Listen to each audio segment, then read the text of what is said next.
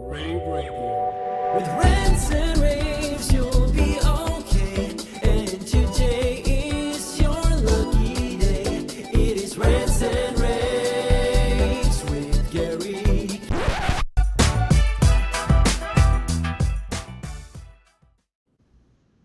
Hey everyone, welcome back to another episode of Rants and Raves. I'm Steph Beckett, and this is our first episode in our pre-InfoComm 2026 series. First of all, how did we get here?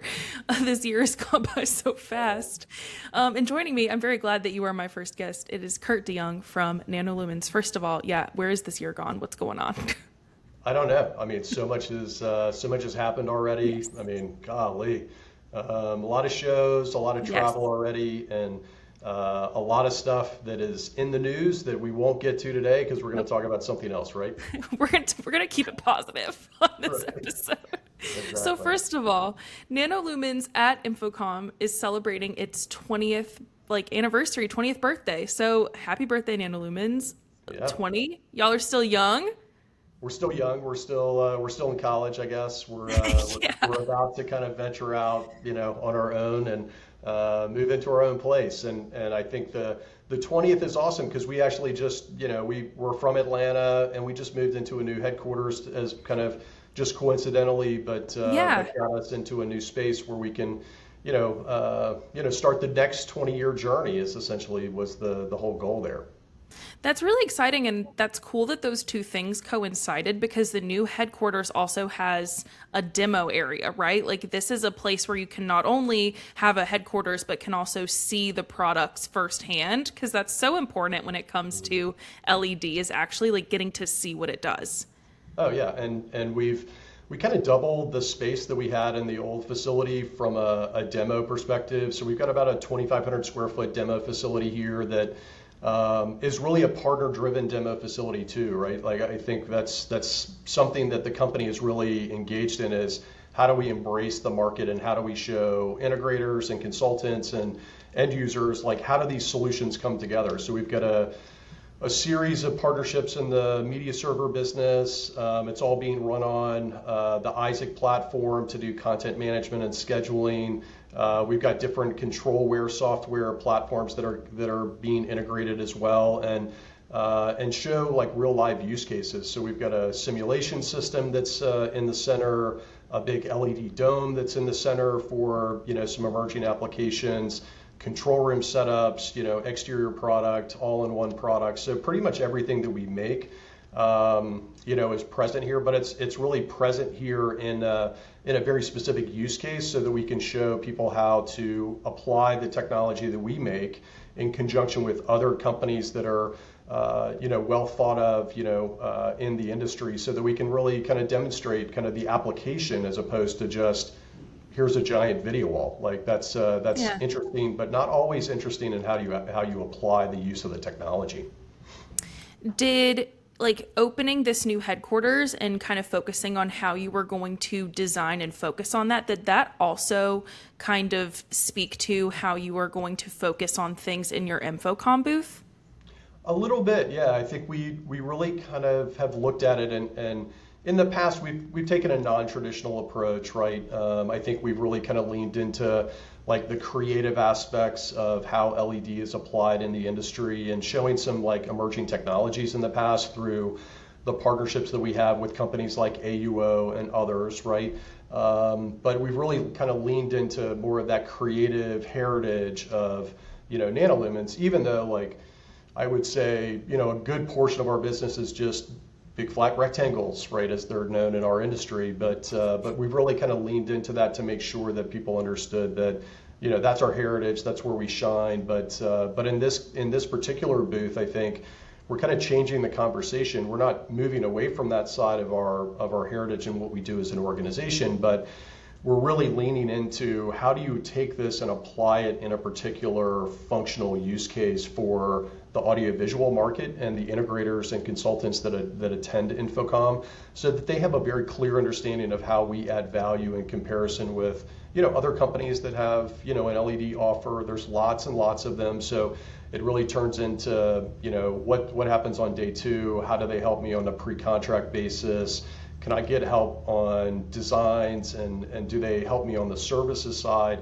along with providing top flight technology and the best warranties in the industry and all of those elements that have always been kind of core to our company. But I think this is going to be a really exciting year for us, and really show kind of like, here are some really interesting ways that you can use LED as a surface or a base technology, and augment your operational goals and outcomes there. I'm excited to see it, honestly. Yeah. And something else that I've seen you guys kind of focus on is kind of at the point where LED can start replacing LCD in certain installs, because y'all have a few models that can do that, but there's one particular product line that you're focusing on this with at InfoComm, correct? Correct. Yeah, at the end of last year, we released a product family we called NanoPanel 55, and basically what it is, it's an LCD replacement, and where we've seen it start to be used is in a pretty wide variety of applications, from menu boards in quick serve restaurants or like different retail style locations. A lot of retail signage is moving in this direction, as well as like one of our big markets, obviously I think people know, is the airport and transportation business, where we have very large kind of banks of LCD screens, and there's a real reason, technical reason, service reason, ROI reason to look at LED as an alternative technology that can be used in those spaces, just because of some of the performance aspects, right? And so this has been a really interesting new product. The response has been fantastic from a lot of different markets, and we're super excited about showing it to a broader market at InfoComm. But the initial conversations that we've had with clients and integration partners has been, wow, this is a real game changer for us. And now we can really use kind of the modularity, the lifespan, anti-glare, no blooming, all of these kind of like really nice features around LED, but we brought it into a price point that's really accessible for some of these other markets, if they're having kind of this long-term view on how long these assets are going to last. Because typically in commercial spaces like these things, LCDs have a very finite lifetime, right? And I think that these products, this NanoPanel 55 platform, is going to extend that by 2x, maybe 3x.